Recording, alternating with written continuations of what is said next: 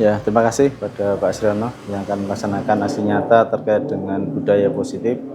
Ya, memang budaya positif itu wajib dikembangkan di setiap sekolah, sehingga kesadaran anak untuk melakukan budaya-budaya positif, kedisiplinan, kemudian tanggung jawab, ini sudah menjadikan kebiasaan. Memang di awal harus ada semacam ya penekanan untuk mengarah ke budaya yang positif itu. Kalau nanti sudah bisa terbentuk, nah itu akan menjadikan sebuah kesadaran untuk bisa dilaksanakan dengan baik.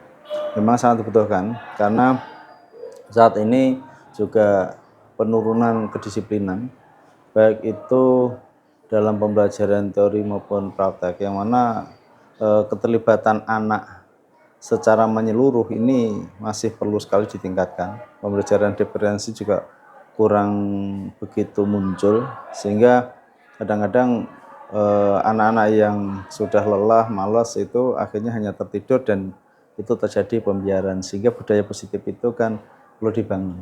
Maka kami sarankan ini betul-betul nanti dilaksanakan sosialisasinya terlebih dahulu, kemudian kriteria-kriteria budaya positif itu seperti apa, anak harus seperti apa, sampaikan ke anak-anak yang akan kita awali, kemudian juga ke guru, serta nantinya harapannya adalah pembahasan ini bisa dikembangkan kepada seluruh siswa yang ada di sekolah kita ini.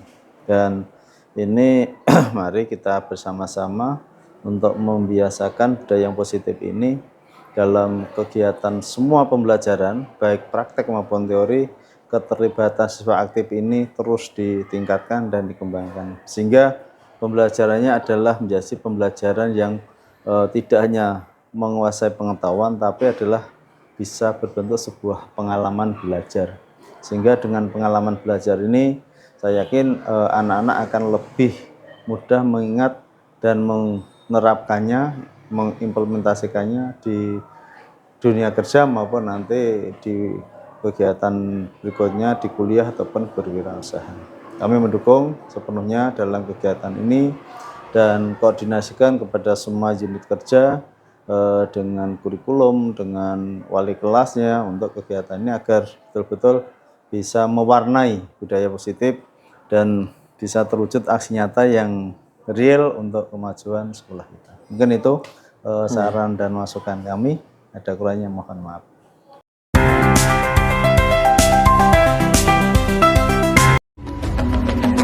Bangun dan bukalah matamu, saatnya meraih mimpimu. Arahkan pandangan ke depan, Tuhan kan menuntunmu. Sadarilah masa berganti,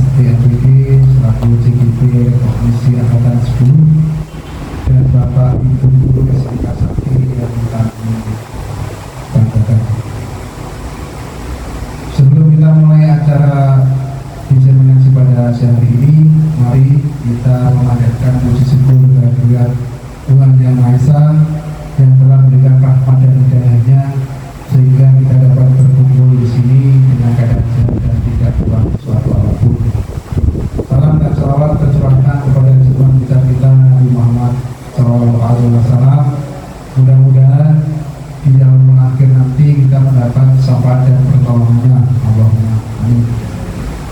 Bapak Ibu yang kami hormati, langsung saja saya bacakan susunan acara diseminasi penerapan budaya positif sebagai karakter warga sekolah. Yang pertama pembukaan, dua sambutan, yang ketiga inti, empat diskusi, dan yang kelima penutup. Menginjak acara yang pertama yaitu pembukaan, mari Bapak Ibu yang beragama Muslim, nanti kita membaca basmalah, bagi yang beragama lain menyesuaikan.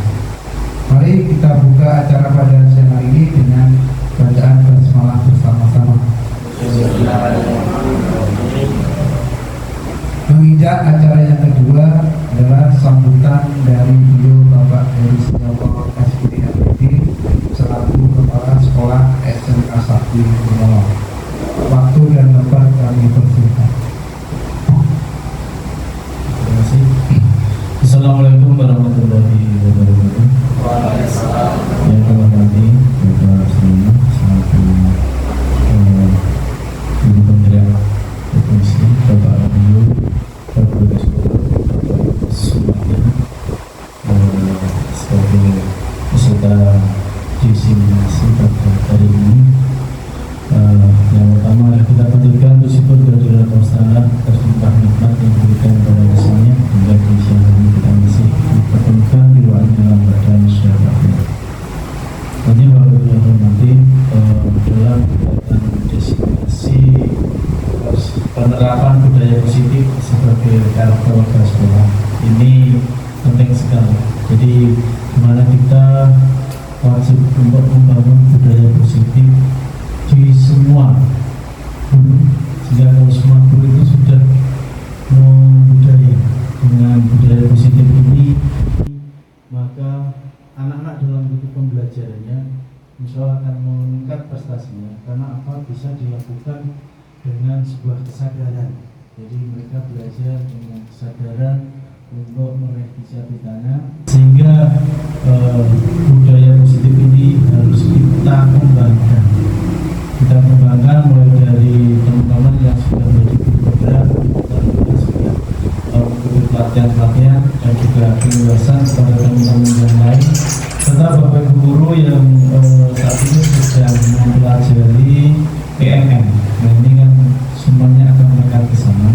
Maka semoga dengan pembahasan atau diseminasi budaya positif ini nanti bisa meningkatkan yaitu budaya positif yang ada di SMK 1 Gunawan ini, yang meskipun kita sudah ada pendidikan ketawanaan, tapi kalau semuanya bergerak untuk membiasakan atau menerapkan budaya positif ini, saya yakin bahwa anak-anak kita untuk mengikuti pembelajaran baik itu berbasis industri maupun juga budaya industri, budaya positif ini akan lebih cepat dalam mencapai tujuan pembelajaran, yang mana juga akan mempercepat capaian tujuan kita yaitu kesehatan lulusan di akhir nanti setelah mereka menyelesaikan pembelajarannya di SMK 1. Oke, itu saja yang dapat kami sampaikan. Kepada Bapak Ibu guru semuanya kami ucapkan terima kasih. Mudah-mudahan dengan kegiatan ini nanti setelah kegiatan ini Bapak Ibu bisa menerapkannya dalam kegiatan sehari-hari dalam melaksanakan pembelajaran. Demikian untuk sambutan kami, semoga video ini bermanfaat dan mampu membawa perubahan dan kemajuan sebesar-besarnya. Sekian, Assalamualaikum warahmatullahi wabarakatuh. Waalaikumsalam.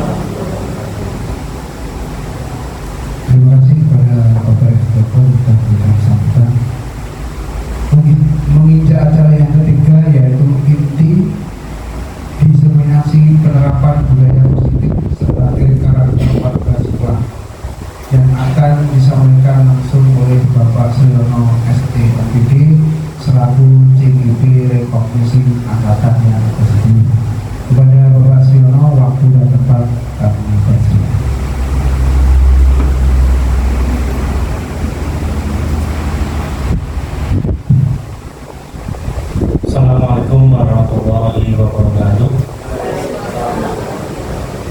Alhamdulillah wa syukurillah la hawla wa la quwwata illa billah.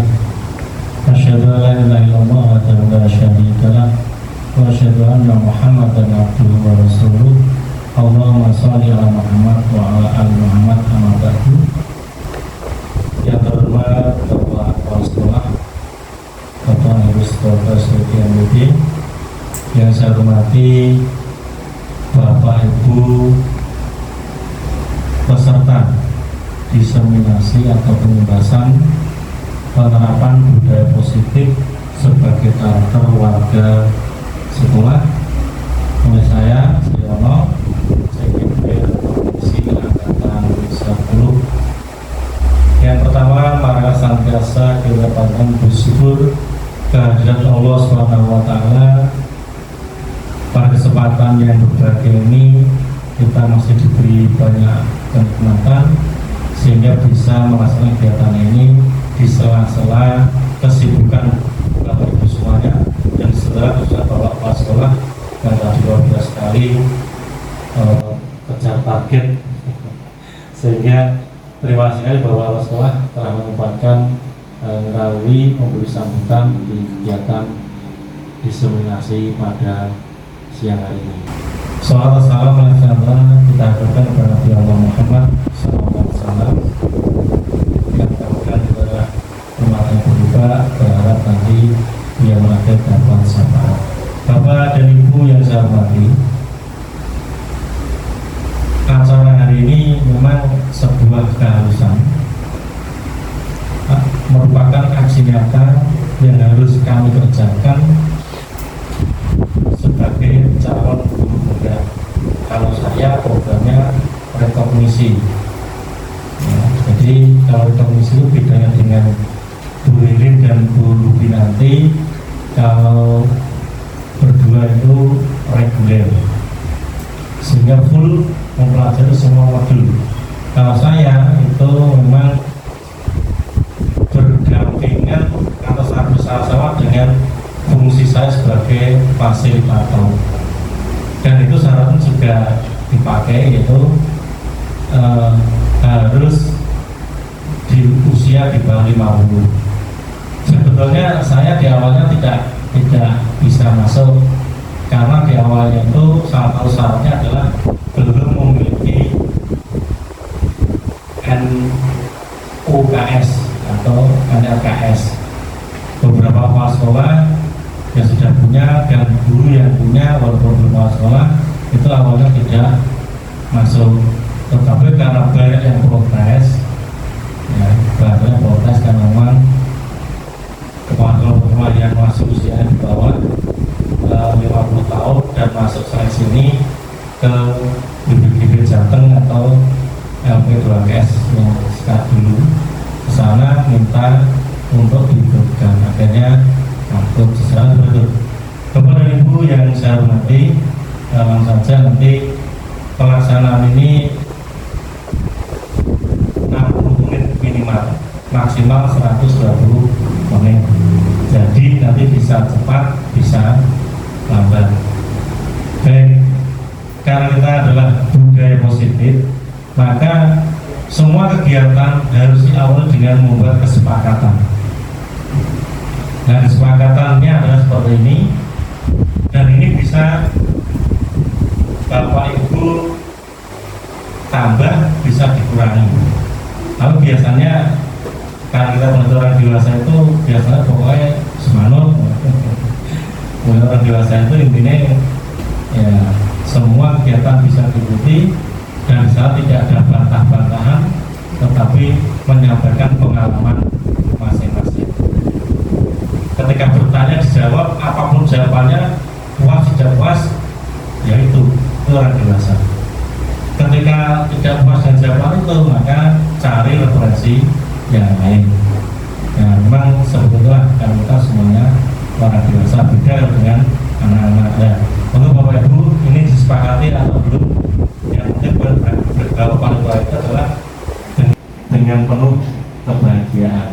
Walaupun dapat snack seperti itu, ya saya minta Pak Kepala monggo dibahagiakan. Nah mungkin kalau masih masuk dengan ngayap ya nanti setelah kegiatan ini. Nah, baik, itu ya Pak. Baik, jadi ini Bapak Ibu, yang saya sampaikan adalah banyak ini. Ini konsep utama budaya positif itu modul 1.4 atau modul terakhir di paket modul 1. Nanti Bu Ruby dan Bu Ririn juga membuat seperti ini. Wajib, memang itu wajib dilakukan. Yang pertama adalah disiplin positif dan nilai kebajikan. Yang kedua, teori motivasi, hukuman, penghargaan, dan restitusi. Kemudian yang ketiga, keyakinan kelas. Kemudian yang keempat, kebutuhan dasar manusia. Yang kelima, restitusi 5 posisi kontrol guru. Kemudian yang keenam, segitiga restitusi. Nanti ada contoh-contoh, kemudian yang silakan seperti apa, kemudian akibatnya seperti apa, ada di sana. Lanjut. Ini Bapak dan Ibu, yang perlu kita ubah pertama adalah paradigma. Jadi paradigma kita itu harus dari paradigma lama ke paradigma baru. Nah ini ketika kita masuk di kegiatan program pendidikan guru penggerak, pasti pertama akan diajak ke sini merubah mindset. Merubah mindset yang dulu guru itu segala-galanya harus berubah bahwa murid itu segala-galanya. Jadi itu, nah apa yang perlu dirubah? Perubahan ini akan melahirkan pembelajaran yang lebih menyenangkan melalui pembelajaran berdiferensiasi bahan otomatis. Kemudian membuat kesepakatan kelas dan berbagai proyek pembelajaran dengan aset yang tersedia di lingkungan sekitar untuk mewujudkan profil pelajar Pancasila. Nah, ini tujuan nasional, tujuan pendidikan nasional kita adalah ya endingnya profil pelajar Pancasila. Ini harus mengarah ke sana.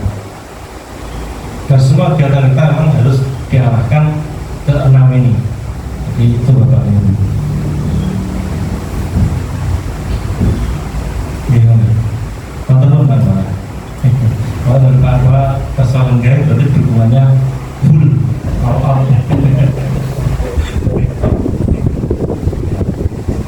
Baik, sarankan.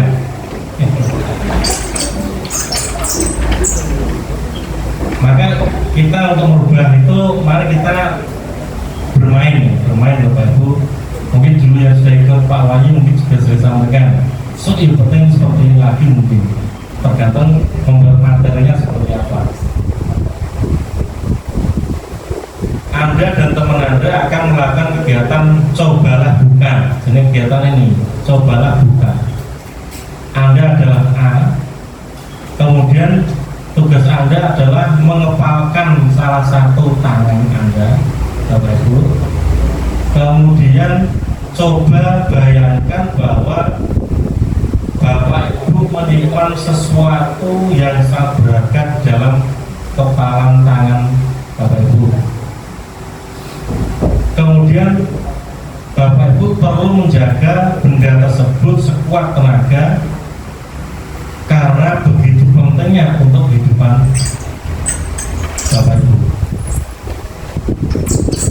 Tugas B, tadi sampainya rekan Bapak Ibu nanti tugas B yang untuk memudahkan kerja, mencoba dengan segala cara untuk membuka kepalan tangan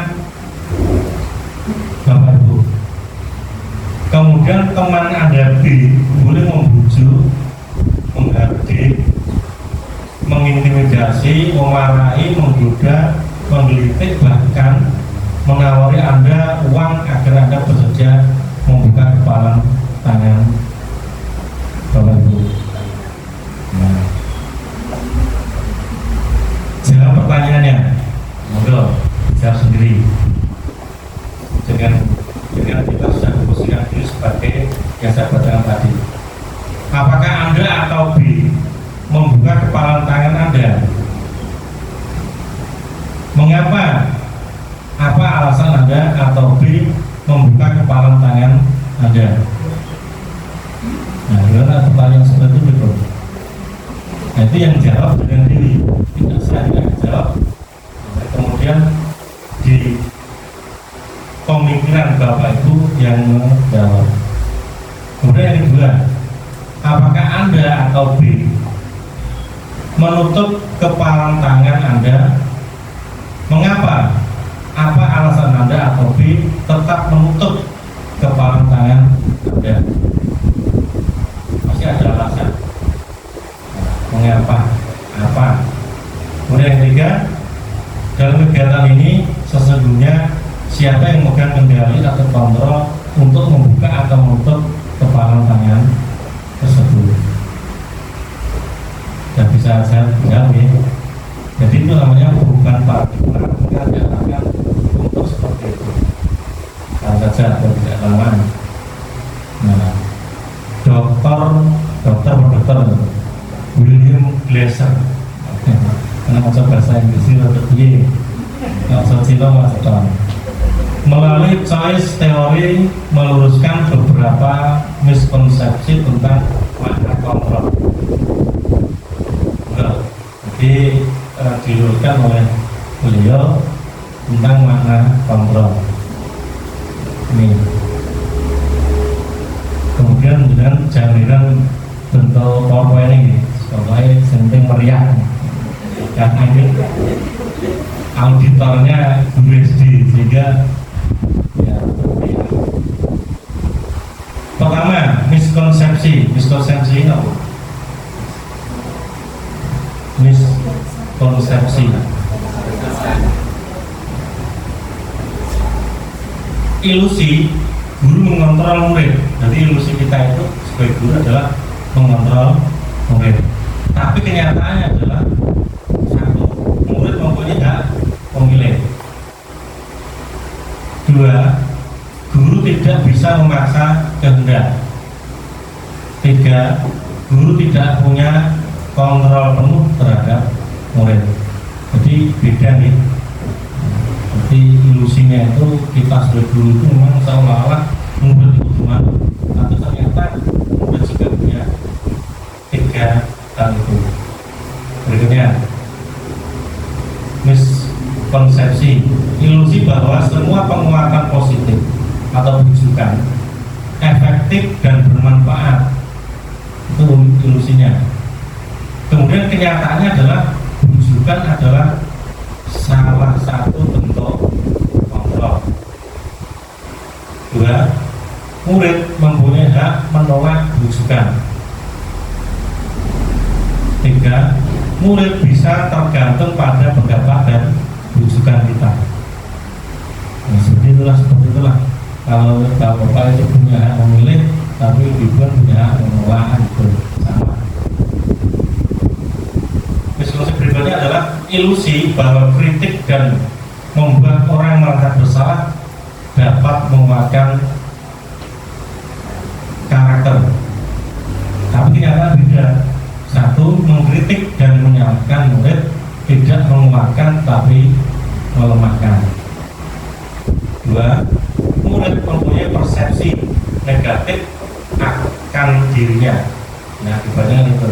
Kemudian yang ketiga, ada krisis identitas atau identitas gagal pada diri murid. Jadi itu Bapak Ibu antara ilusi dan kenyataan terkait dengan kritik dan membuat bersalah.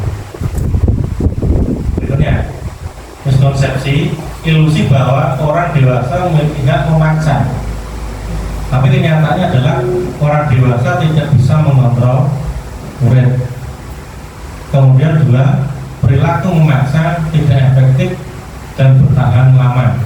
Murid dapat sewaktu-waktu berubah. Dan ketiga, memaksakan kehendak akan menyebabkan permusuhan guru dan murid. Jadi itu Bapak Ibu antara ilusi dan kenyataan. Nah, ini. Nah, dari perubahan paradigma stimulus responnya adalah bahwa realitas atau kebutuhan kita sama.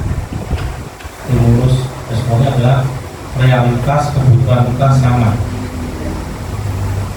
Teori kontrolnya adalah realitas atau kebutuhan kita ternyata berbeda.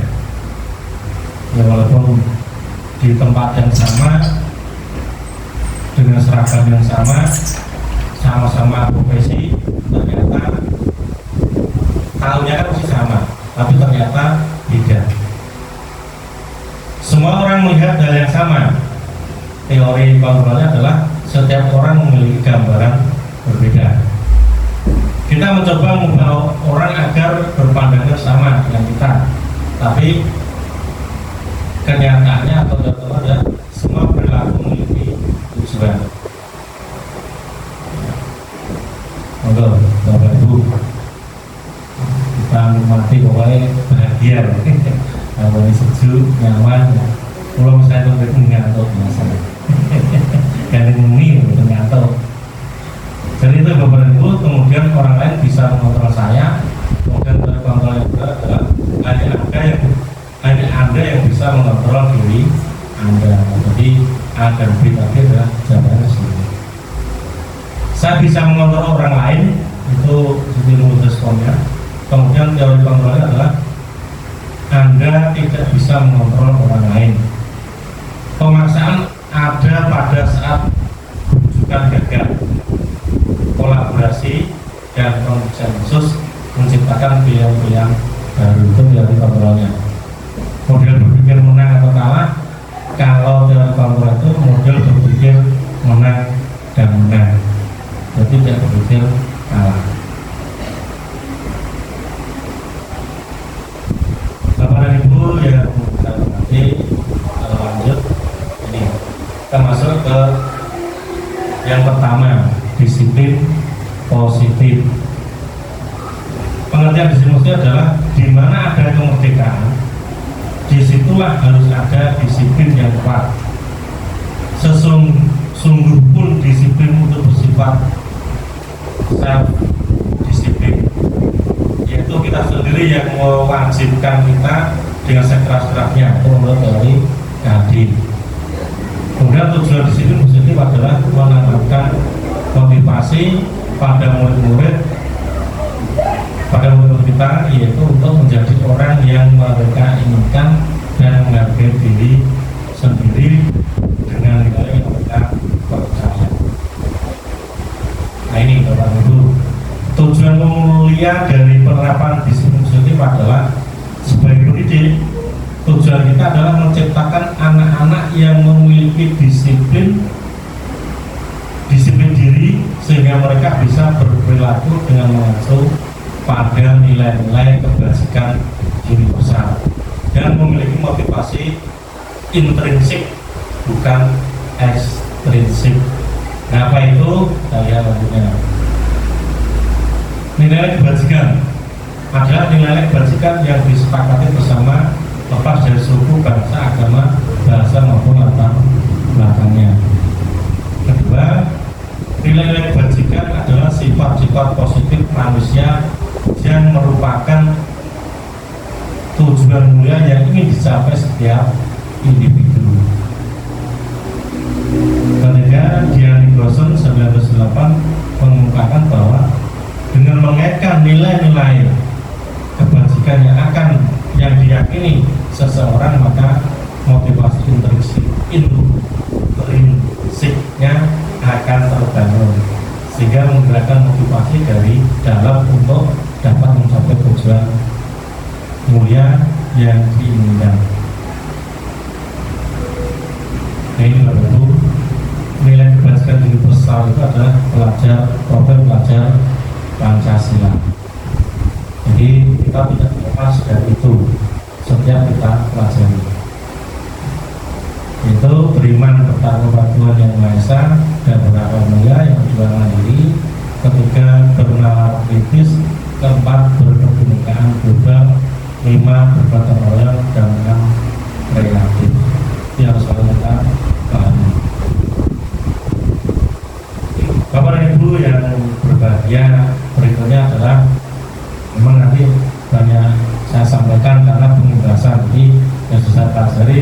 sampaikan. Nanti diskusinya terakhir. Motivasi perilaku manusia, yaitu untuk menghindari ketidaknyamanan atau hubungan, itu motivasi ekstrinsik. Kemudian untuk mendapatkan imbalan atau penghargaan dari orang lain, itu juga motivasi ekstrinsik.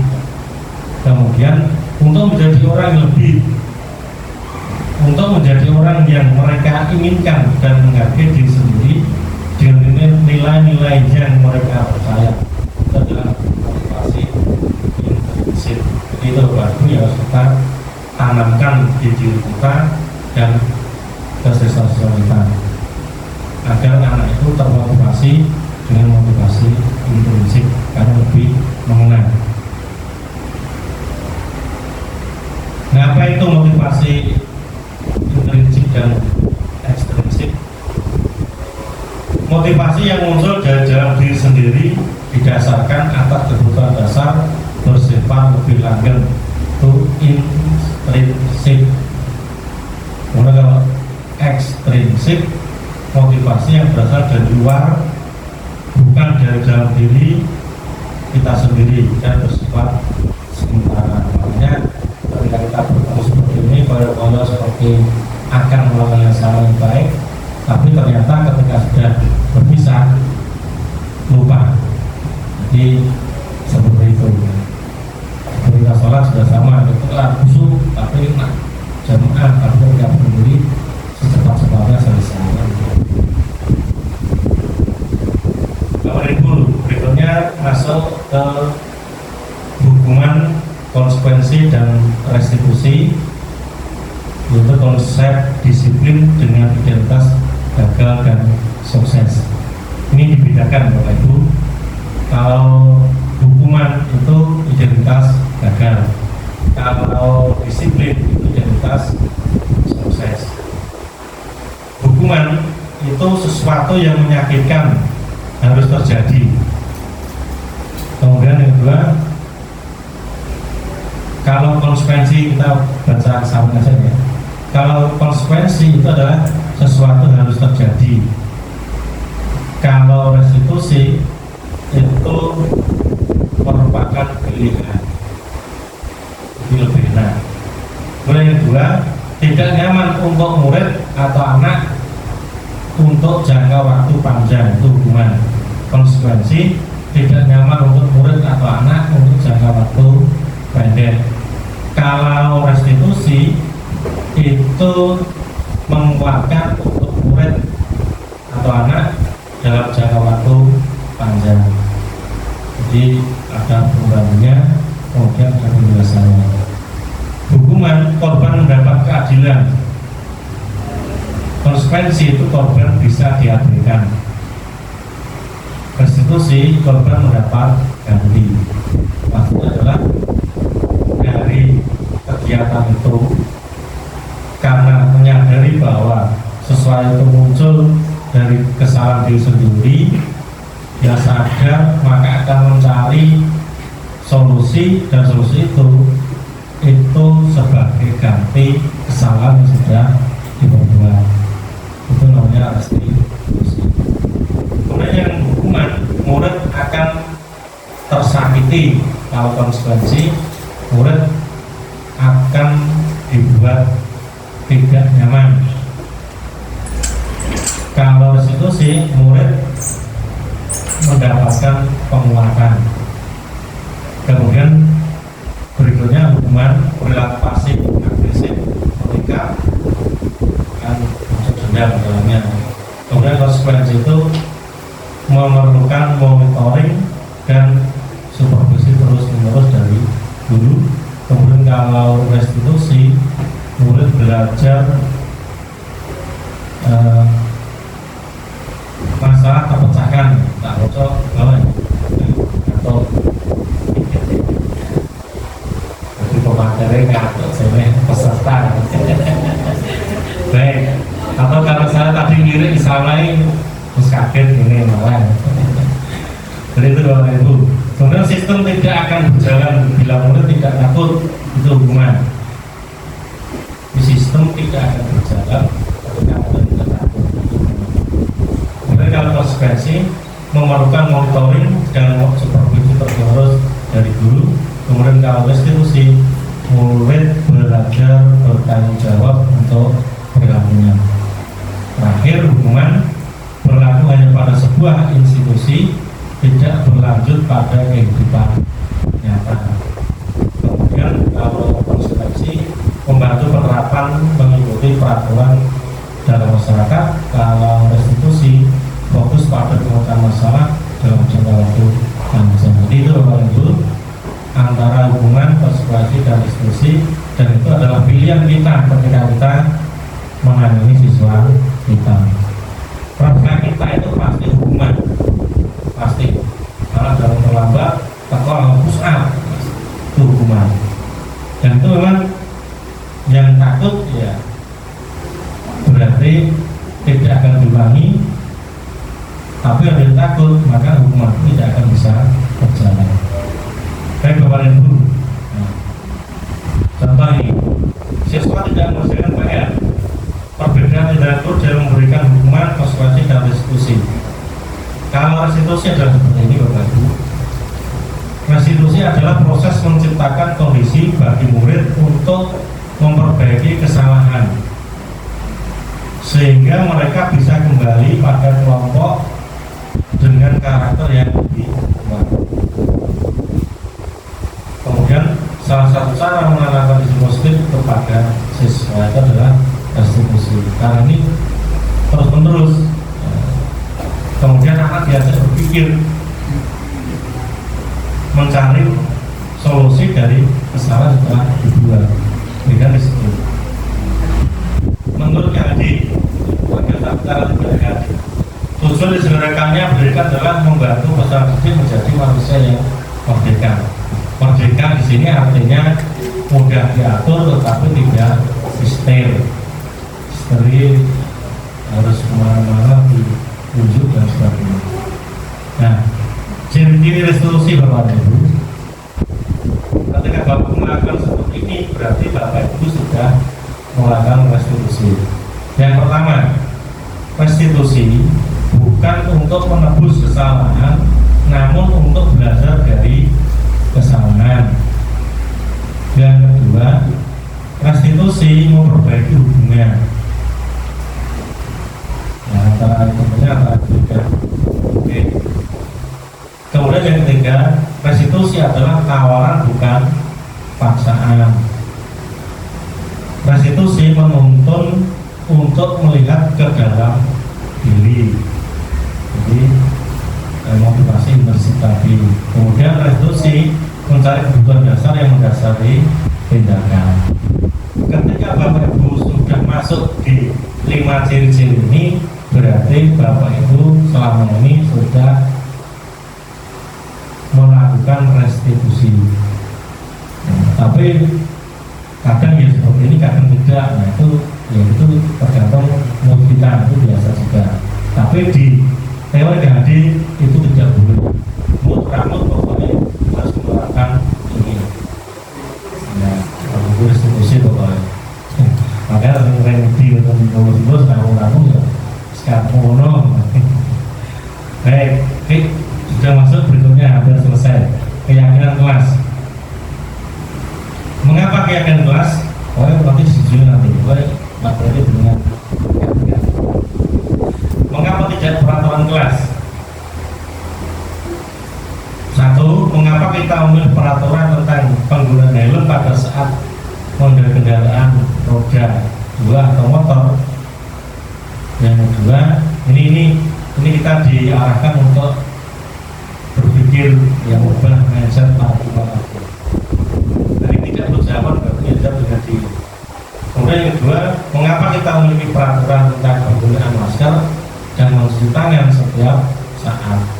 Apa yang kita tanyakan di sini itu pasti ada sebabnya. Nah, sebab itu kita mesti beda-beda dalam menjawab. Jadi itu bukan itu. Ini mindset pertama tentang keyakinan kelas adalah ini.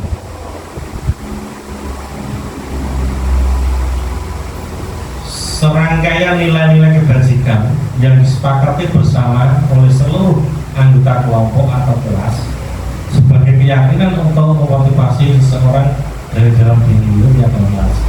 Yang kedua, seseorang lebih tergerak dan bersemangat untuk menjalankan keyakinan daripada hanya sekedar mengikuti serangkaian peraturan tertulis tanpa makna.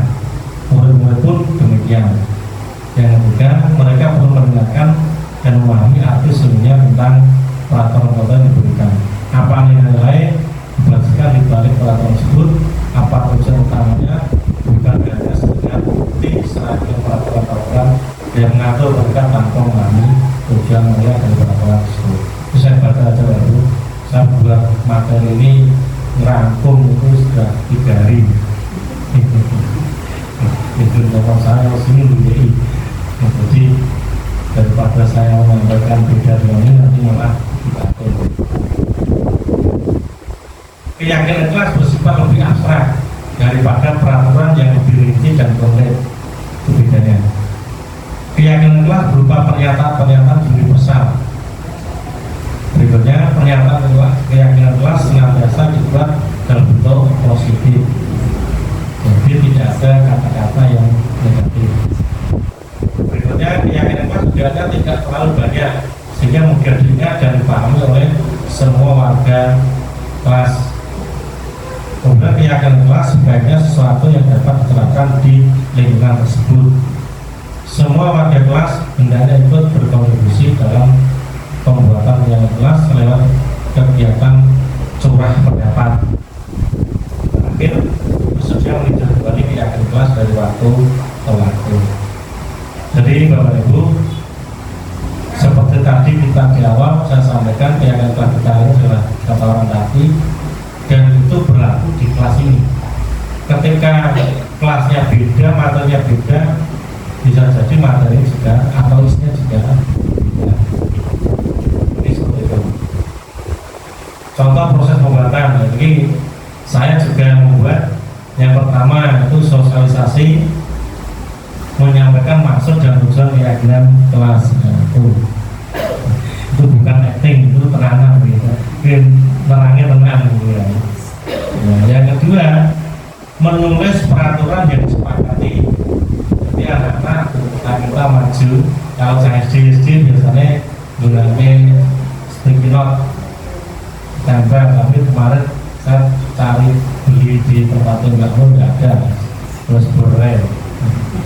Kemudian yang ketiga, terakhir, jadi belum terakhir, merangkum untuk menemukan keyakinan atau menentukan dari usulan-usulan siswa tersebut. Dan terakhir nanti disepakati siswa bertanda tangan. Itu lebih meyakinkan. Jadi prosesnya seperti itu, ada sosialisasi, kemudian disampaikan oleh siswanya seperti apa, kemudian guru tugasnya merangkum. Nah ini contoh rumusannya.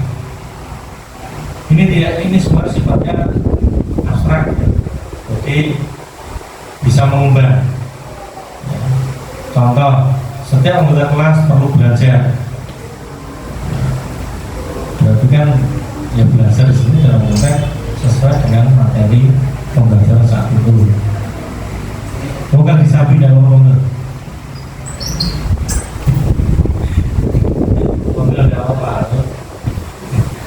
Kemudian yang kedua, setiap anggota kelas perlu senang. Ini saya kira monggo ini nanti bisa di ya.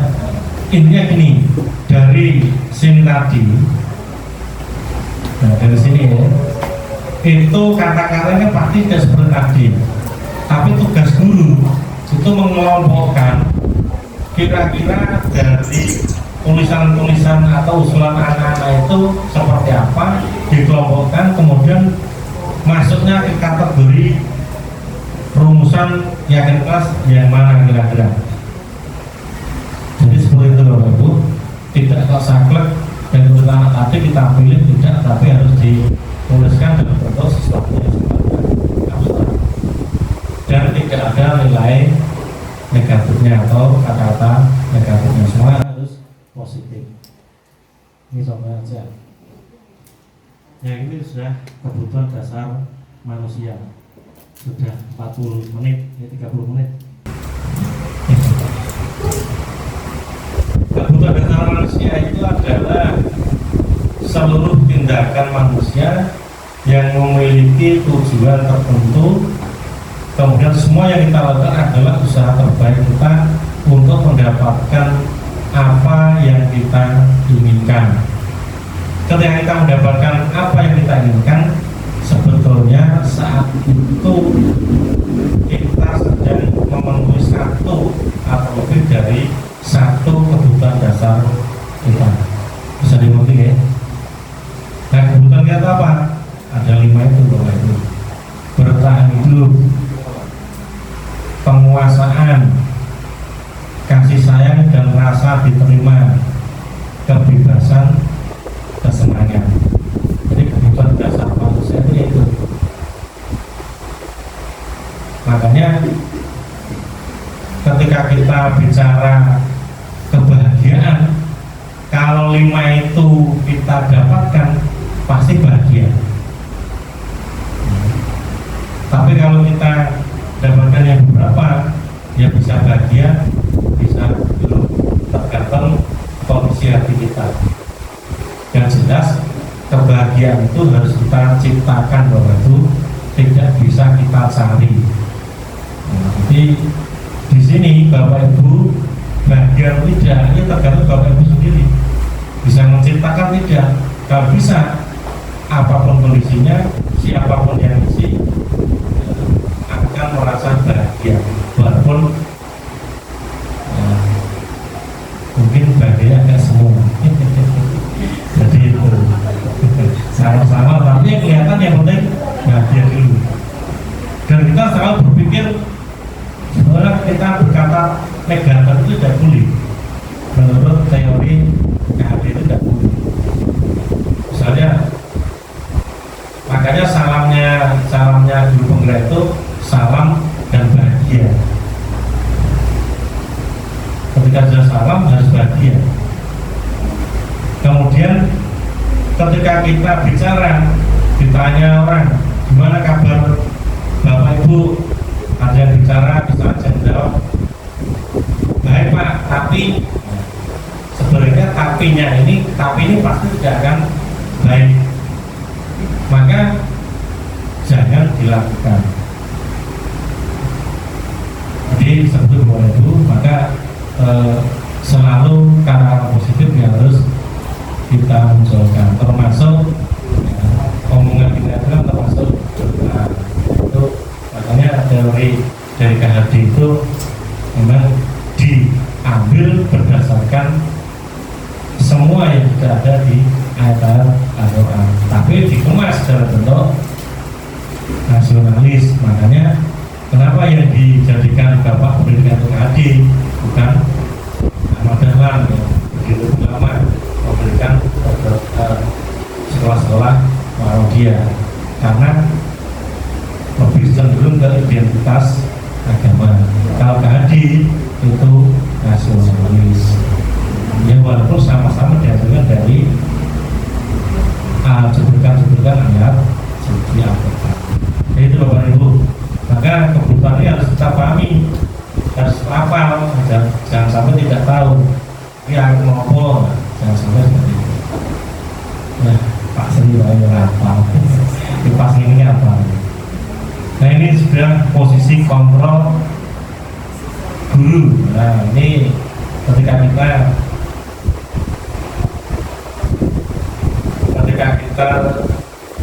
di kelas ngajar, melihat kesalahan siswa kita, melihat kekurangan siswa kita,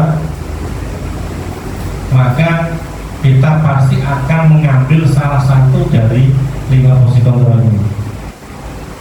Dan refleks kita ketika siswa kita salah pasti penghukum. Dulu, nah keluar ini saya rata-rata kayak tanya piye, kami berusaha tidak langsung menghukum. Walaupun misalnya yang paling cacat ya menghukum itu, tapi akibatnya menurut teori KHD ini tidak baik. Nah itu tidak saya sampaikan lewat slide-nya, tapi langsung nonton PJ aja, dia bicara PJ. Nah ini ya.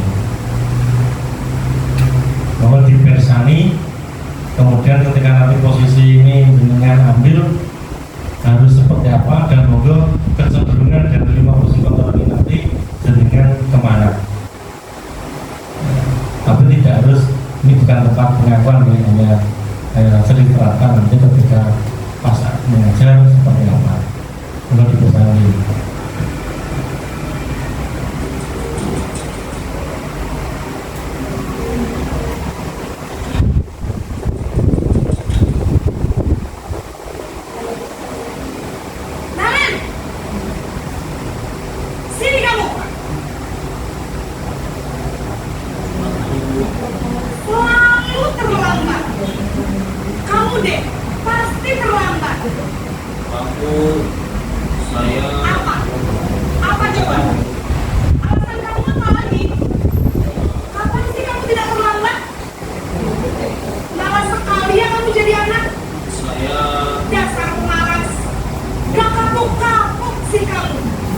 Sudah berapa kali terlambat? Sana, kamu keliling lapangan basket 2 kali. Kenapa saya harus ke lapangan basket? Kenapa? Kamu ngelawan ibu? Berani-beraninya jawab. Sudah terlambat, masih berani jawab pula. Sekarang, keliling lapangan basket 5 kali sekalian. Biar kamu cepat pergi sana ke lapangan basket. Itu hasilnya apa itu? Kemungkinan murid marah, memberontak, dan mendendam atau bersifat agresif. Itu penghukum. Bisa dipahami ya? Lanjut. Soalnya ada video.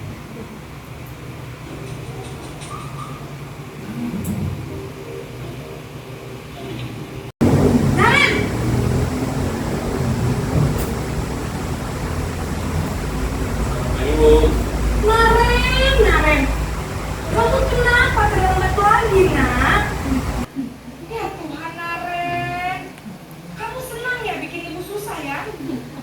Kalau kamu terlambat lagi, nanti ibu yang ditegur sama kepala sekolah. Nah, disangka ya tidak bisa membina kamu. Duh, gimana ini? Maaf Bu, Duh, Gusti Naren, kok kamu suka ya punya ibu tegur bapak kepala sekolah? Terus, sekarang ibu harus tulis apa ya di buku absen? Ini kamu sudah sering terlambat loh. Ibu harus apa coba? maaf Bu, maaf sekali. Ya sudah, lain kali jangan bikin ibu susah lagi ya nak ya. Ibu tidak akan kuat lagi kalau kamu begini terus.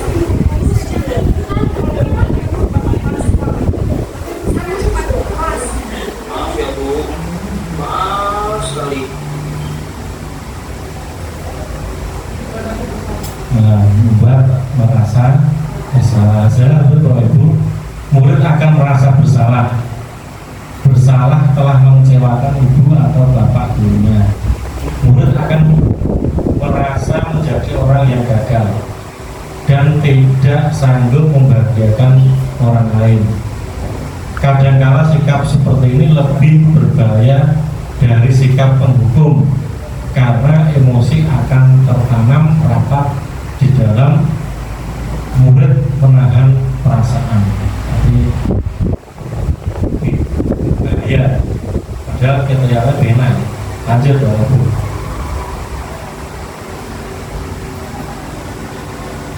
Si teman.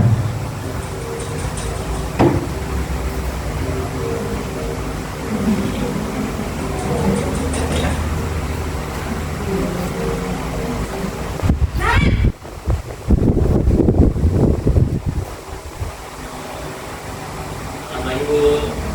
Wah, sudah jam berapa ini nak? Lambat lagi ya saya.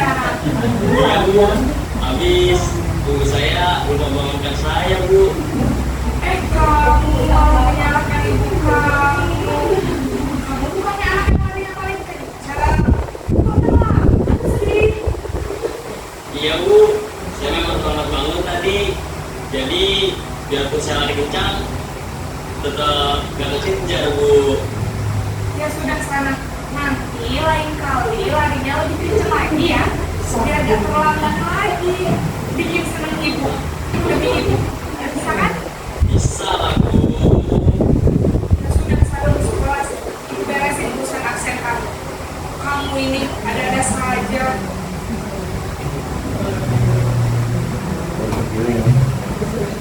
Hasilnya murid akan merasa senang dan akrab dengan guru. Ini termasuk dampak yang positif. Hanya saja di sisi negatif, murid menjadi tergantung pada guru tersebut. Bila ada masalah, dia merasa bisa mengandalkan guru tersebut untuk membantunya. Jadi tetap ada jatuhnya ya Pak Ibu.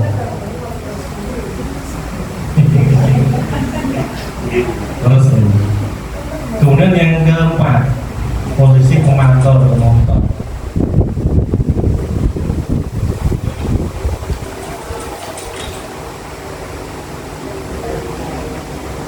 Naren!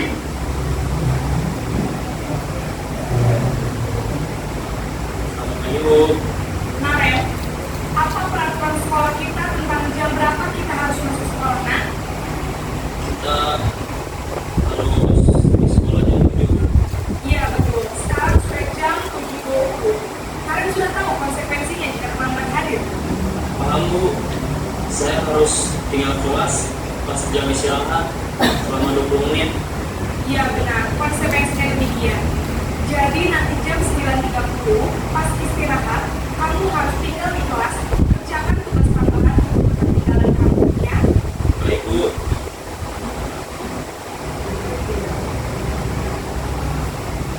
Hasilnya Bapak Ibu, murid memahami konsekuensi yang harus dijalankan karena telah melanggar salah satu peraturan sekolah.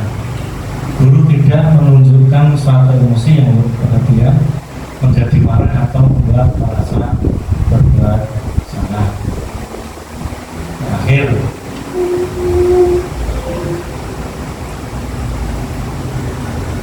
posisi manajer.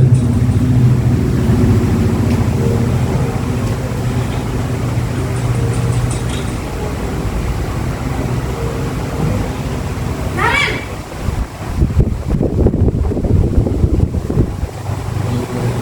Ayo Bu. Selamat pagi, Naren. Maaf Bu, saya terlambat. Ya, sekolah masuknya jam 7, sekarang sudah jam 7.20. Jadi sekarang bagaimana ini, Naren? Maaf Bu, saya lupa sekarang. Saya semalam. Baiklah, menurut kamu, keyakinan sekolah yang mana yang perlu ditingkatkan? Menghargai diri sendiri dan orang lain mungkin ya Bu. Setuju. Jadi, apakah Naren meyakini prinsip saling menghormati tersebut? Iya Bu, saya meyakininya. Apakah Naren bersedia memperbaiki masalah keterlambatan ini? Bersedia Bu. Bagaimana kamu akan perbaiki masalah keterlambatan ini? Saya akan coba untuk tidak lupa menyetel alarm saya Bu. Baik, kalau Naren lupa menyetel alarm di rumah, ada orang yang kira-kira bisa bantu mengingatkan tidak? Ada Bu, kakak saya, Kak Emma. Ada lagi selain Kak Emma? Selain Kak Emma, ada ibu saya. Baik, jadi yang mengingatkan Naren adalah Kak Emma dan ibu kalian. Kira-kira akan mulai setel alarm kapan, Naren? Setelah pulang sekolah, akan segera saya lakukan. Baik, jadi Naren akan setel alarm untuk bangun besok pagi dan akan diingatkan oleh kakak dan ibunda Naren ya. Ada lagi yang mungkin perlu dilakukan Naren agar tidak terlambat bangun lagi. Tidak ada Bu. Baik Naren, terima kasih untuk kerjasama kamu. Sekarang kamu perlu kembali ke kelas untuk belajar. Baik Bu, terima kasih.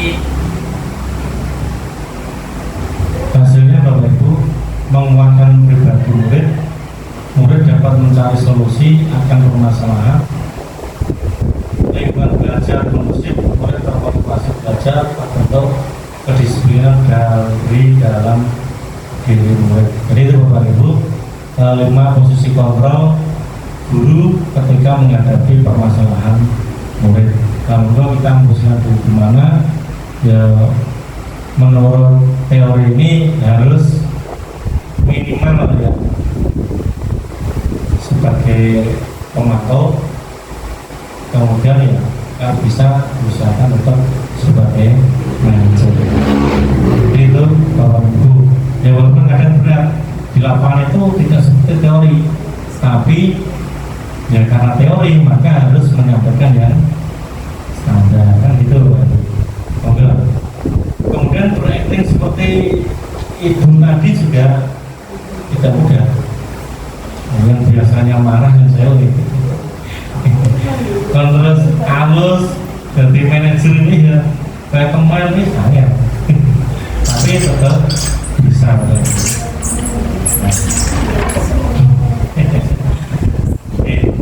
Ini yang terakhir Bapak Ibu. Terakhir. Dan dosa dalam bukunya Restitution Restructuring Sekolah Disiplin 2001 telah merancang sebuah tahapan untuk memudahkan para guru dan orang tua dalam melakukan proses untuk menyiapkan anaknya untuk melakukan restitusi bersama segitiga restitusi bernama milik baru dari kemana? Restitution triangle. Ya, nah ini Bapak Ibu. Ini yang materi terakhir. Tapi nonton videoku kalau Daviko. Jadi ini Bapak Ibu, segitiga restitusi adalah tahapan dalam melakukan restitusi sebagai wujud posisi kontrol manajer dalam menangani masalah murid sehingga dapat win-win. Jadi untuk segitiga restitusi ada seperti itu, yaitu ada yang menstabilkan identitas, kemudian menanyakan keyakinan, kemudian baru validasi tindakan. Jangan dibalik Bapak Ibu, harus dari menstabilkan identitas, kemudian menanyakan keyakinan, kemudian validasi tindakan yang salah. Begitu, kemudian bahwa restitusi adalah dapat dilakukan berulang-ulang sampai menemukan solusi yang paling efektif, sehingga segitiga restitusi itu tidak bisa sekali. Dan cara menangani siswa satu dan lain juga beda. Juga harus melihat karakter dari siswa, kemudian permasalahan yang ada, kemudian kondisi siswa saat itu seperti apa. Dan yang perlu Bapak Ibu ketahui, ketika kita menuju segitiga restitusi itu harus di suatu ruangan yang tidak banyak orang, sehingga tidak siswa itu tidak merasa terganggu untuk menyampaikan unek-unek segala permasalahan yang didapatkan. Jadi itu Bapak Ibu. Sehingga ketika kita restitusi sekitar itu kok langsung di lapangan itu tidak bisa. Ya, tidak bisa, maka harus kita panggil, kemudian kita ajak berbicara, membicarakan permasalahan yang ada, kemudian nanti solusi-solusi harus muncul bersama-sama. Nah, berikutnya, nonton video ini saya nonton saya. Langsung video kedua.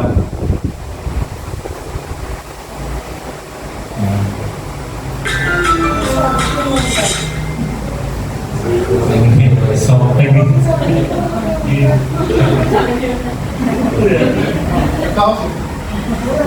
Selamat pagi Mas Joko. Saya berbicara dengan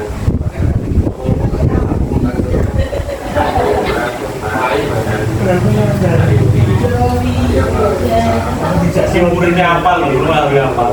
Masuk yang apa? Mas Joko itu menggunakan sampaikan saat menyelesaikan swasta luar dari itu. Bisakah Mas Joko menjelaskan? Ya, sebenarnya. Ya, Mas Joko melakukan hal tersebut.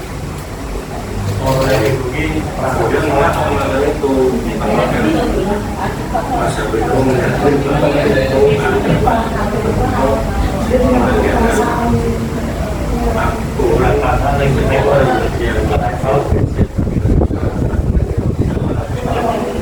tahu Pak, saya merasa tidak bisa mengikuti kajian tersebut. Dan saya merasa tertekan bahwasanya nilai saya kurang bagus. Oh gitu. Baik. Saya mengerti masa itu mungkin masalah tapi yang harus diberikan masalah itu bukan solusi yang tepat. Kamu memiliki sumber daya yang dukungan yang banyak untuk membantu masyarakat itu supaya materi ya biar ada yang lebih baik. Kenapa saya menurut masyarakat itu dari masyarakat itu keyakinan kelas apa yang dilanggar yang pengen saya menganggap keyakinan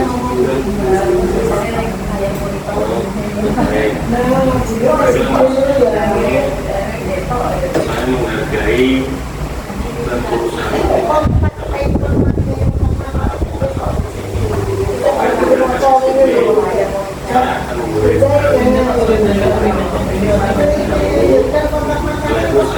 akan waktu untuk masa itu agar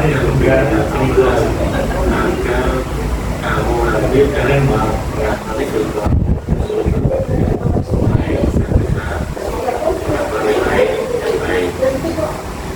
saya akan memperbaiki baik.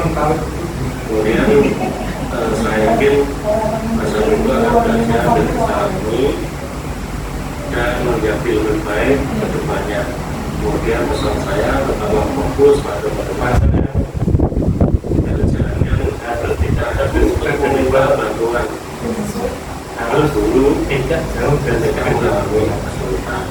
Saya ini dilakukan karena Pak Guru juga ingin masa berterus tahun ini sukses, bisa membantu orang tua, bisa menjaga tabungannya.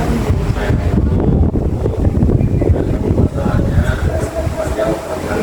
yang akan mudah-mudahan saya mohon bisa membantu saya bekerja keras untuk melakukan kegiatan selanjutnya. Terima kasih. Terima kasih.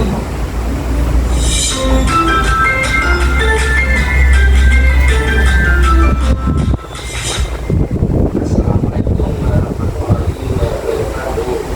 Pada saat saya nanti dipanggil ke rumah Pak Siono, saya berpikir saya akan dimarahi dengan keras oleh Pak Siono. Namun pasangan ini Pak Siono mengajari keras saya baik-baik tentang masalah saya tadi. Dan Pak Siono mengajarkan untuk menarik peraturan siswa. Baik Pak Siono, berikan saya kesempatan untuk berbagi saya menjadi pemimpin dari bidang tanggung jawab jujur dan disiplin. Di jalan Pak Siono ini sangat mendidik pelajaran di sekolah dan semoga permasalahan saya dapat diselesaikan dengan segitiga restitusi baik. Terima kasih. Ya dari saya, wassalamualaikum warahmatullahi wabarakatuh. Assalamualaikum warahmatullahi wabarakatuh. Saya akan dibahasi.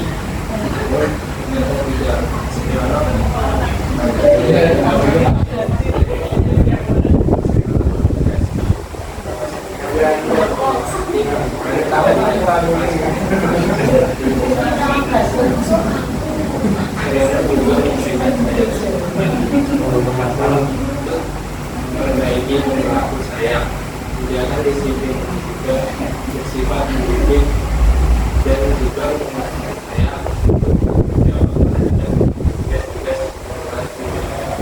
semoga masalah ini dapat diselesaikan dengan segitiga restitusi oleh guru-guru yang baik. Terima kasih. Wassalamualaikum warahmatullahi wabarakatuh. Bapak Ibu, itu contoh segitiga restitusi. Terakhir, thank you.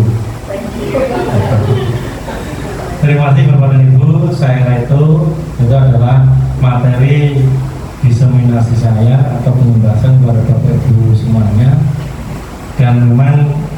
wajib dilakukan di program pendidikan guru.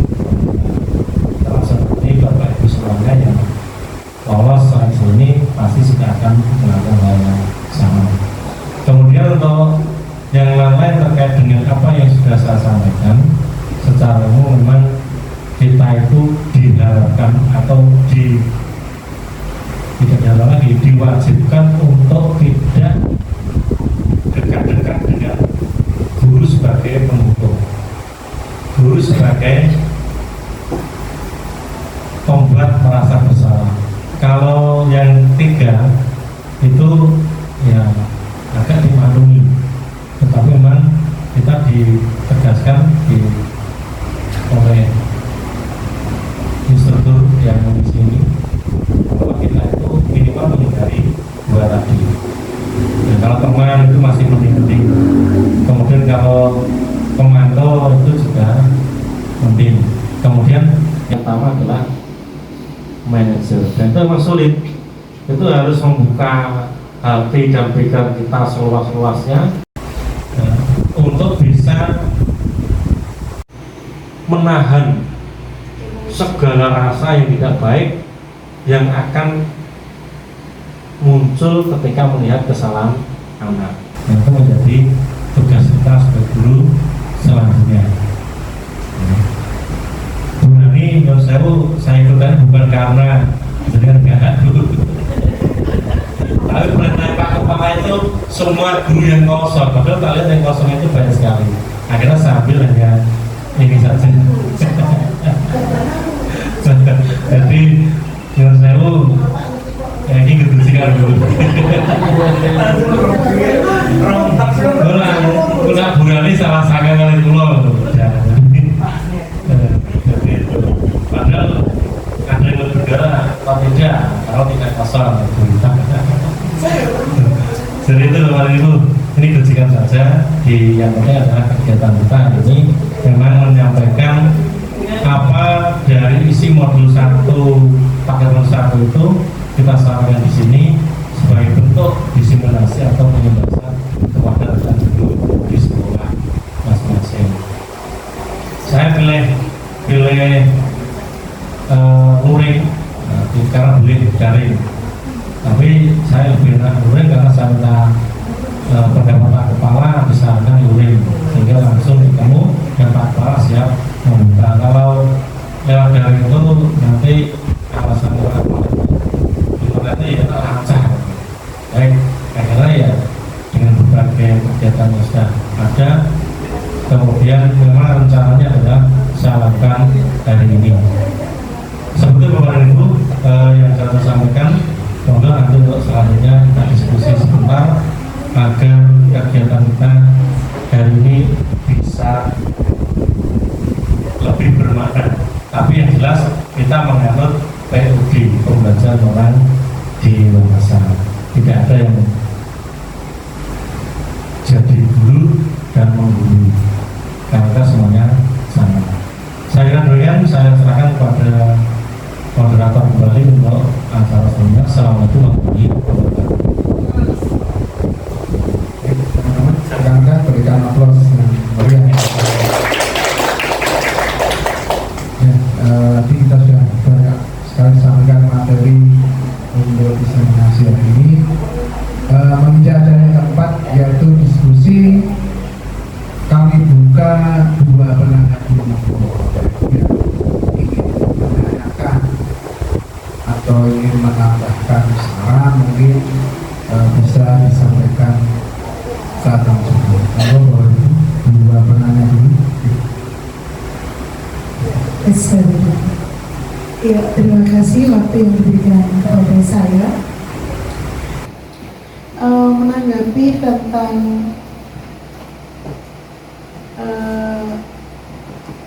bagaimana cara kontrol yang baik seorang guru di dalam menyelesaikan permasalahan yang dihadapi oleh siswa. Kalau tadi diberi salah satu contoh adalah keterlambatan siswa. bagaimana kita berusaha untuk melakukan segitiga restitusi tadi. Memang bukan merupakan sebuah hal yang mudah, mengingat untuk menyadarkan anak sendiri akan kesalahan itu juga bukan hal yang mudah. Jadi kadang-kadang berbagai macam alasan anak itu membuat atau dibuat, berbagai macam alasan dibuat oleh anak untuk membenarkan anak itu sendiri, sehingga tidak semudah yang kalau anak mau berbuat salah kemudian kita tanya dia menyadari, oh betul saya salah, mungkin dia akan mencari berbagai macam alasan, sehingga kita pun juga mungkin kalau stoknya sabar tidak banyak, ya mungkin kita justru akan terpicu, muncul kembali segala rasa yang tadi kita endapkan untuk tidak kita keluarkan anak lain. Ini kan memang tidak mudah lah. Saya mau tanya, itu bagaimana cara melatih supaya rasa yang keluar dari guru yang mungkin sudah menumpuk mengenai berbagai macam ya pelanggaran yang dilakukan oleh siswa itu, sehingga kita bisa betul-betul bisa rasa kita bisa tertekan, yang muncul ya yang baik-baik yang nilai positif tadi. Kemudian anak sendiri juga dengan kesadaran dia menyadari kesalahannya dan ada itikat untuk berbuat baik. Ini yang saya tanyakan. Jadi upaya apa yang bisa kita lakukan untuk melatih kita supaya kita menahan segala rasa, sehingga rasa yang keluar tadi hanya energi-energi yang positif tentang anak itu. Demikian, terima kasih. Satu lagi,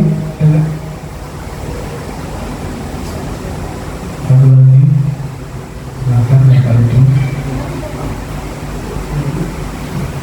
Terima kasih sebelumnya untuk waktu yang diberikan.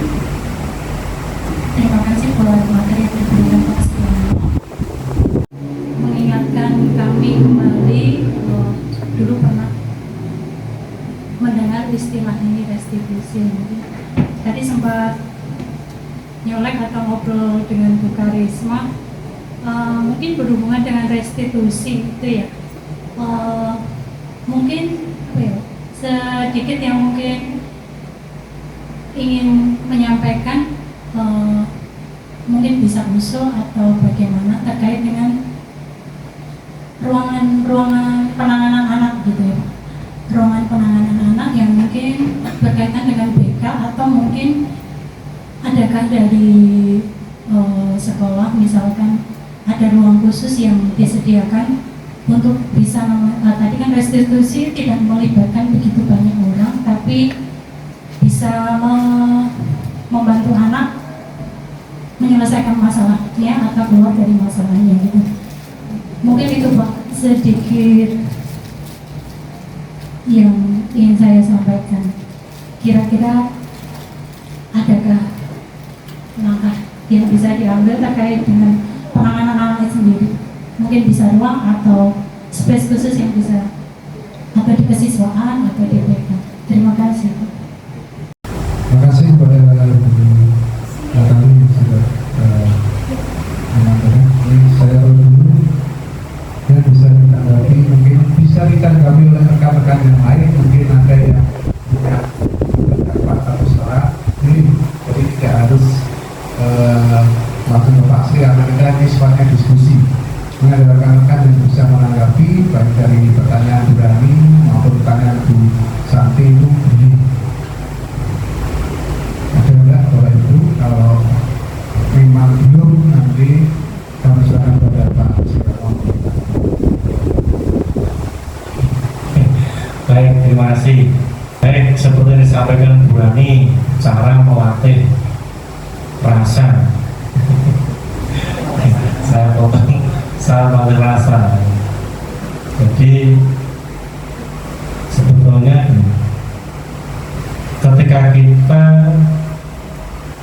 ingin merubah sesuatu dari A menjadi C, D, E dan seterusnya, itu kita harus tadi diawali adalah harus merubah mindset atau paradigma kita berpikir. Ketika kita ingin merubah sesuatu kok sudah kita awali aku iso, saya yakin usahanya nanti tidak akan maksimal. Tapi sebaliknya ketika kita menyampaikan ide kita atau paradigma atau mindset kita berpikir saya pasti bisa, pasti akan segala cara walaupun berat hati akan bisa dilakukan ya. Termasuk merubah rasa, kemudian supaya yang muncul selalu kata-kata positif, kemudian soal yang muncul itu selalu etikat-etikat yang baik, itu sesuatu memang harus dilatih. Nah, caranya gimana? Kita sulit. Caranya pertanyaan sulitnya itu. Jadi seperti Bapak Ibu. Tentu yang pertama yang kita lakukan adalah kita memahami dulu diri kita. Seberapa sebetulnya karakter yang mendasari kita. Kalau karakter orang itu Yosewu tidak mudah marah, sabar, di model pilih tetap tidak mudah marah dan selalu sabar. Tapi kalau model orang itu selalu mudah marah dengan bahasa sehalus apapun juga kata singgung dan marah. Jadi pertama kita harus tahu dari diri kita sendiri, kita itu sebetulnya modelnya seperti apa. Kemudian yang kedua yang disarankan adalah kita juga harus mau tahu dengan orang-orang yang akan kita tangani atau di lingkungan kita. Ketika jawaban kita sudah tidak mau tahu urusan masing-masing, maka apa yang terjadi? Selalu yang muncul adalah karakter kita yang asli. Nah, di sini maksud saya adalah ketika kita berusaha mengetahui kalau anak ini saya ginikan pasti nanti seperti ini, anak kita kalau seperti ini nanti akan berubah seperti ini. Kita paham itu, maka saya yakin rasa sabar, kemudian rasa yang muncul pertama itu tidak membuku, tidak sebagai konsekuensi dan sebagainya tadi, walaupun konsekuensi sudah baik, tapi yang muncul adalah pertama institusi atau sebagai manajer, maka itulah yang akan muncul. Jadi intinya gini Bapak Ibu, tergantung kita sebenarnya kita mau latihan atau tidak. Kalau kita mau pasti bisa. Termasuk di program ini saja banyak bapak ibu guru yang biasa menangani siswa ya, yang BP kemarin yang di CGP 1 ada yang berikan kesiswaan dan cenderungnya menangani siswa nakal. Dengan bahasa-bahasa yang dimunculkan di program ini selalu dalam waktu menolak. Orang mungkin lebih saudara mani, orang mungkin waktu kalau sabar menunggu. Jadi seperti itu. Maka ya ini kembalikan pada diri kita dulu. Pokoknya kabeh kembalikan lagi. Nah kalau kalian yang lagi jenengan bisa emosial. Mungkin kok mah dia padahal bener dulu kan seneng gitu. Tapi yang kadang yang muncul cerita wah dia merasa cocok misalnya. Jadi itu kemarin itu karena kan saya jawab kalau yang penting yang kita pahami adalah POD seperti awal jawab saya pas cari sendiri yang lain di teori-teori dengan tanggal betul pasti dapat Jadi itu intinya adalah kita kembali pada diri kita sendiri. Makanya di pembelajaran program PGP itu merdeka. Pertama MM itu mulai dari diri sendiri.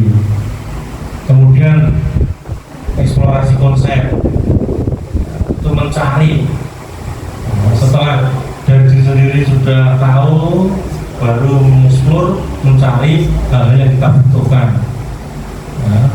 Kemudian merdeka R, rukol diskusi seperti ini, kolaborasi diskusi, menyampaikan apa yang dipelajari, didiskusikan, kemudian dipresentasikan, dokumentasikan, kemudian dilaksanakan. Demonstrasi kontekstual. Demonstrasi kontekstual itu tadi saya demo restitusi, tadi itu demonstrasi. Jadi ilmu yang saya pelajari restitusi saya praktekkan seperti tadi, walaupun dengan emosi nyawangnya berged itu bener aku tapi jenenge terpaku pada skrip yang harus saya sampaikan karena saya tidak pelajari detail padahal sebagai saya, maka kelihatannya baca ya, biasanya saya lirik seperti ini itu lesson. Nah kemudian di elaborasi pemahaman. Jadi elaborasi pemahaman itu yang menyampaikan langsung dari instruktur. Kalau instruktur itu sebagai sumber, kalau fasil saya ini sebagai fasilitator, hanya fasilitasi. Sebenarnya saya tidak narasumber. Dalam pemahaman diterangkan dari M sampai terakhir, kemudian harus melakukan apa? Merdeka, koneksi antar materi. Ini koneksi antar materi, kemudian K-nya ya, antar materi, kemudian yang terakhir A, aksi nyata. Nah, saya ini bahkan aksi nyata yang merdeka yang terakhir A. Jadi bagus itu. Dan kemudian kalau belum puas, monggo nanti berani yang kedua tadi, eksplorasi, mengeksplor, mencari jawaban yang paling disukai, bukan jawaban yang tidak pasti. Kalau pikir dia gitu, baik. Kemudian dari Bu Natali, gini, kita di sini dalam konteks kan tidak harus di ruang khusus, Bu. Bisa jadi dengan kalau di sini di ruang awalnya sepi, bisa jadi dengan pinjam ruang saya di sana, boleh. Bisa jadi ke ruangnya BP juga boleh. Nah, bisa jadi ke ruangnya Pak Kepala Sekolah juga tidak masalah.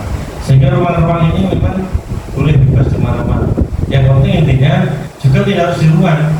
Maksudnya di tempat yang memang tidak ada, ya tidak ada orang lain berseliweran jalan, itu tidak masalah. Yang penting tidak spontanitas, kesalahan di situ, misalnya jamak dilaporkan tadi, langsung jalan tangan di situ, itu bukan seketika restitusi, tapi ya benar masalah saat itu juga. Dan yang paling penting adalah restitusi itu dilakukan berkali-kali. Kalau sekali langsung selesai itu ya bagus, tapi jarang-jarang. Itu terlambat tadi, terlambat itu kan sesuatu yang mungkin hari ini tidak, dan terlambat besok tidak, tapi bisa terlambat lagi. Nah, jadi seperti itu. Saya kira itu untuk saya kembalikan pada moderator. Masih ada yang penasaran, Bapak Ibu? Mungkin kalau yang penasaran, tidak ada yang ditanya lagi. Ini sebelum ditutup, Pak Sri mau menyampaikan kesimpulan atau beberapa kata terakhir untuk memperkuat diseminasi pada siang hari ini. Monggo Pak Sri. Terima kasih Bapak Ibu yang luar biasa ini. Kegiatan ini saya lagi merupakan bentuk aksi nyata yang harus saya kerjakan sebagai tugas saya untuk program pendidikan berkelanjutan. Yang perlu disampaikan bahwa sesuai dengan tema di sini, penerapan budaya positif sebagai karakter pada sekolah.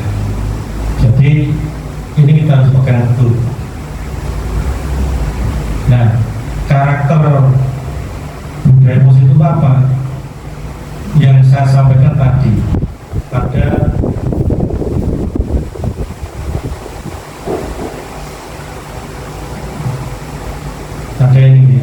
Jadi ini budaya positif yang masuk di sini adalah yang pertama disi positif dan nilai kebajikan, itu yang kita pahami.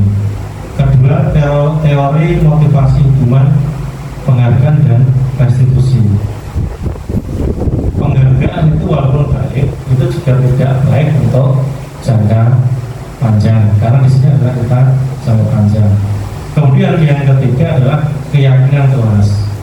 Kemudian yang keempat, kebutuhan dasar manusia itu sudah kita pahami, sehingga kebutuhan jenengan dengan siswa itu beda, kebutuhan saya dengan jenengan juga beda. Kita sama-sama di sini, ada yang Yosewu masih berpikir aktif di sini, tapi ada yang sudah berpikir sampai di SD sana. Itu kebutuhan kita, walaupun sama-sama di sini, tapi punya kebutuhan yang berbeda-beda. Itu harus kita pahami. Kemudian restitusi 5 fungsi kontrol guru tadi, penghukum, kemudian merasa bersalah, kemudian sebagai teman, pemantau dan manajer. Itu juga kita pahami, satu persatu harus kita pahami, dan sedikit demi sedikit kita harus hindari yang poin 1, 2, kemudian 3, 4. Kalau bisa kita hanya melakukan yang kelima saja sebagai manajer. Kemudian yang berikutnya, yang paling penting adalah setiap ada masalah, dan ini pasti ada, dan ini pasti di kelas selalu muncul. Ketika ada masalah harus diselesaikan seperti yang diinginkan oleh Hafiko dan Vicky tadi, selalu menggunakan segitiga restitusi. Dan yang perlu Bapak Ibu ingat, sekali lagi, segitiga restitusi itu dilakukan hanya bersama siswa yang bermasalah tersebut. Boleh 2 orang siswa Bapak Ibu, boleh.